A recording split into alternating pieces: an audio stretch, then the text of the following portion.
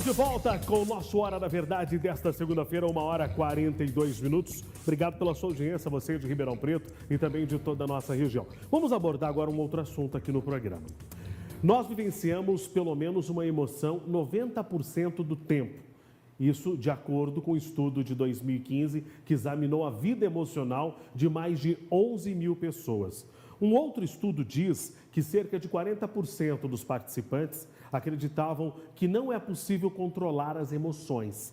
Afinal, por que a maioria de nós não está preparado para poder falar de emoções e lidar com as nossas emoções? Quem explica para a gente é Mabile Gonçalves, mentora de negócios e carreira. Está aqui no nosso estúdio para a gente abordar um pouquinho mais sobre esse assunto. Mabile, prazer em recebê-la aqui no nosso programa, viu? Boa tarde. Mabile, me diga uma coisa, lidar com as emoções é uma tarefa fácil ou difícil? É dificílimo, Por quê? dificílimo. Porque a gente foi treinado desde sempre, desde a nossa infância, a suprimir as nossas emoções, a controlar as nossas emoções. Então, quando a gente fica adolescente, adulto, a gente não tem essa facilidade em olhar para isso de uma maneira saudável. Então, a gente tem, por exemplo, a criança, ela tem grandes rompantes de raiva quando ela está aprendendo a lidar com o mundo externo, quando ela começa a perceber que ela é uma pessoa independente do pai, da mãe. E aí, geralmente, o que o adulto faz? Se controla, trava, é birra. Então, a gente é treinado desde muito cedo a não olhar para as nossas emoções. Só que quando vai chegando a fase da adolescência e adulto, a gente precisa olhar para elas. Não tem mais como escapar. Não tem como fugir disso, né? Não. E me diga uma coisa, preciso controlar as emoções ou tem como a gente ignorá-las? Evitá-las pode ser uma boa ou não, Mabile? Olha, a gente pode tentar controlar, é possível, mas não é uma tarefa fácil. O ideal é que a gente aprenda a gerenciar as emoções. Então, por exemplo, como que a gente pode gerenciar uma emoção? Quando você tem aquele roupante extremo, por exemplo, uma raiva muito intensa, um medo muito intenso, respira. O exercício de respiração, ele é poderoso. Se você parar e fizer 3 respirações profundas seguidas, você já sai automaticamente daquele estado emocional que você estava.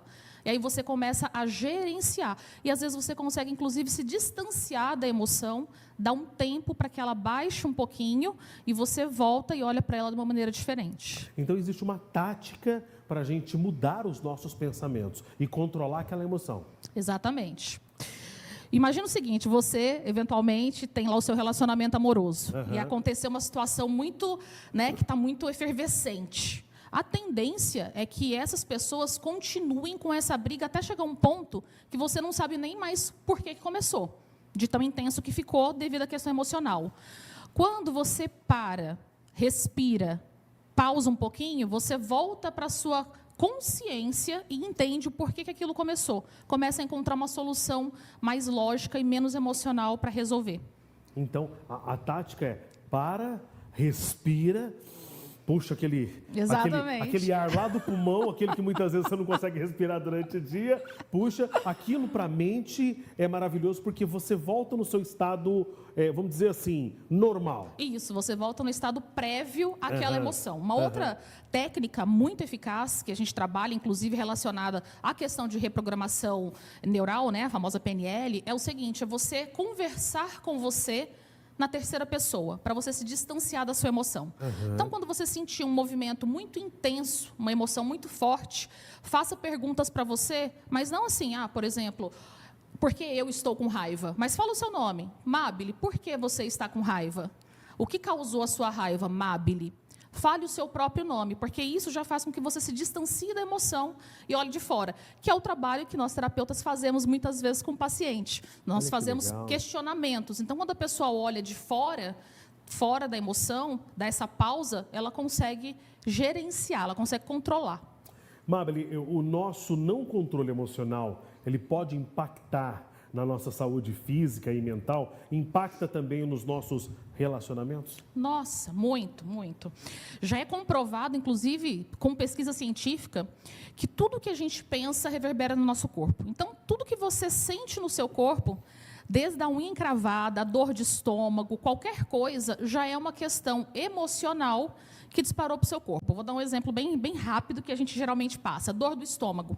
Quando vem aquela dor no estômago, Via de regra, foi uma situação de estresse muito forte que você teve. Então, a sua mente, ela manda uma bagagem hormonal muito grande para o seu corpo e dispara de maneira descontrolada várias coisas para o seu organismo. E ela vem direto para o seu estômago. Uma outra, por exemplo, é o medo. Quando a gente está com medo muito forte, o que acontece? Taquicardia, o coração dispara. Ele acelera Ele demais, acelera. né? E você fica gelada. Nossa, eu tô gelada. Por quê? Porque na hora que o seu coração dispara, que você tem medo, a gente ativa a sensação de luta ou fuga. E isso é o quê? Pernas para quem te quero, vou correr. Uhum. Então, para eu correr, para eu acelerar, eu preciso do meu sangue nas extremidades do meu corpo. Por isso que a gente se sente gelado. O sangue vai para as extremidades do corpo, te preparando para a fuga. E depois que passa aquela sensação de medo, dá uma sensação que parece que tá correndo um sangue gelado no nosso corpo, né? Por que essa sensação? Exatamente. É você tentando voltar ao seu estado anterior a essa emoção intensa. Uhum. Então, é o seu organismo tentando controlar e trazer você de volta. Porque se você ficar muito tempo nesse estado, você começa a entrar nas fobias, né?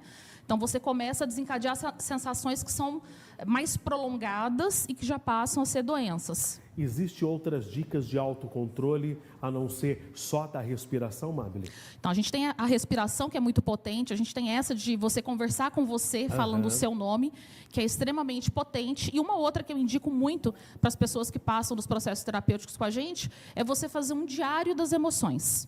Como assim? Isso é, assim, sensacional. O Diário das Emoções é você anotar aquilo que aconteceu com você que foi intenso emocionalmente. E pode ser uma emoção boa e pode ser uma emoção ruim. Então, imagine que hoje você fez uma prova, passou num concurso público, e você ficou extremamente feliz. Vai lá e coloca no seu diário: hoje eu fiquei extremamente feliz.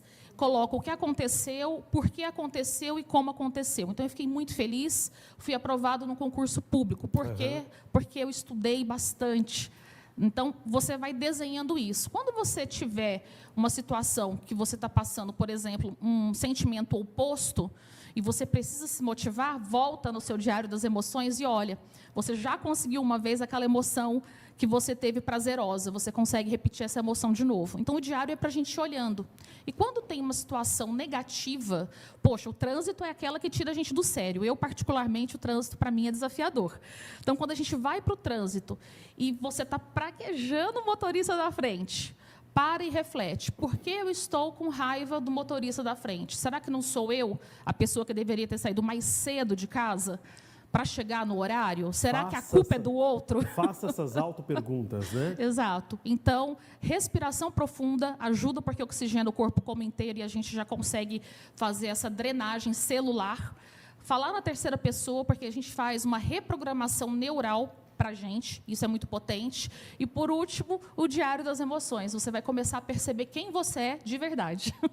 Mabel, me diga uma coisa, nós conseguimos controlar a emoção do próximo? Porque tem pessoas que não têm o seu autocontrole e não conseguem, mesmo fazendo esse tipo de respiração, não consegue se controlar. Eu consigo, por exemplo, controlar a emoção da minha esposa? Você não consegue controlar ela, mas você consegue se controlar em relação ao descontrole alheio. Então, vamos imaginar, você quer, de alguma maneira, a sua esposa está numa situação muito dificultosa naquele momento. Se você não tiver o seu autocontrole, você vai culminar em uma discussão ainda mais acalorada, porque ninguém vai parar com esse desafio, com essa briga. Ao passo que, quando você consegue se controlar, você toma decisões que vão amenizando e reduzindo essa briga. Por exemplo, ninguém consegue brigar sozinho. Quando um não quer, dois não brigam. Exato. É o ditado, né? Esse ditado é fabuloso e é verdadeiro. verdadeiro. Ninguém consegue brigar sozinho. Então, se você já para a briga, acabou a briga, não tem mais briga. Então, o nosso autocontrole é a chave para começar a controlar o outro. O outro não consegue nos provocar se a gente não deixar. Por exemplo, a gente deu dica aí sobre relacionamento. Agora, dentro do ambiente de trabalho, muitas vezes eu sei que aquele meu chefe, ele é muito enérgico, ele é muito bravo. Qualquer coisa que você vai perguntar, ele já é explosivo. O que eu devo fazer para controlar esta emoção, para que ele seja uma pessoa mais, vamos dizer assim, mais calma comigo? Olha, vou dar uma resposta que talvez não seja que a maior parte das pessoas queiram ouvir. Né? Mas quando a gente fala de questões relacionadas ao trabalho, é importante que a gente tenha consciência que nós temos o livre-arbítrio de ir e vir. Então, dependendo da situação, antes que você tenha uma síndrome do pânico, uma depressão, um burnout, é importante que você perceba que aquele lugar é tóxico para você. Procure sair. Né? Porque o que acontece muitas vezes é que a pessoa se sente refém da remuneração. Mas uma coisa que eu falo muito para as pessoas é o seguinte: nós podemos ter a nossa subsistência de várias formas. Esse não é o primeiro e não vai ser o último emprego que você vai ter. Você pode colocar as suas habilidades em outros lugares de uma maneira mais tranquila. Então, como a gente não consegue mudar o outro, a gente consegue se mudar. E, às vezes, o se mudar é, inclusive, mudar o lugar onde nós estamos. Aquela máxima, né? Me fala com quem você anda, que eu vou te dizer quem é. É exatamente isso. Uma pessoa que esteja com uma vibração desalinhada, com uma energia que não está positiva, ela contamina o ambiente inteiro. Então, uma liderança dessa, por exemplo, a equipe não consegue trazer resultado, porque quando ele entra no espaço, a equipe já se sente desconfortável. E aí passa a deixar de produzir. Então, se essa liderança não sai, saia você. Então, essa pessoa ela pode descontrolar emocionalmente todas as outras pessoas. Todas. Quem não tem, né, uma pessoa que muitas vezes, que a gente acaba dizendo, nossa, meu santo não bateu com o dela. Eu já conheci várias pessoas assim. Muitas vezes você chega naquele ambiente, só de olhar para ela, ela não deu uma palavra para você, mas você se sente mal, a sua emoção já muda, porque você estava bem, estava contente naquele ambiente, mas aquela pessoa chegou, ela já mudou a sua emoção. Então, é essa pessoa que está descontrolando as outras. Exatamente. Foi legal você falar sobre isso, né? A questão de meu santo. Eu uso muito isso também quando eu vou fazer palestra. Essa questão que a gente tem do meu santo não bateu com ela, tem uma glândula no nosso corpo que chama glândula pineal, que é uma glândula que fica aqui no meio da nossa testa. Se a gente cortasse aqui a nossa cabeça, ela estaria aqui no meio. É uma glândula pequenininha. E essa glândula, ela é responsável por fazer um alinhamento entre o nosso lado emocional e o nosso lado intelectual, vamos dizer assim, entre as duas inteligências, emocional e intelectual. A glândula pineal, ela faz uma junção das informações que as emoções mandam e que também a nossa parte de racional manda. Então, às vezes eu olhei para você, eu nunca te vi. E eu me senti desconfortável na sua presença. Por quê? Porque algo em você, que pode ser a sua energia, a sua vibração, pode ser a sua questão física também, que me lembre alguém que para mim não é uma pessoa que tem um relacionamento legal, me manda essa informação para a área racional.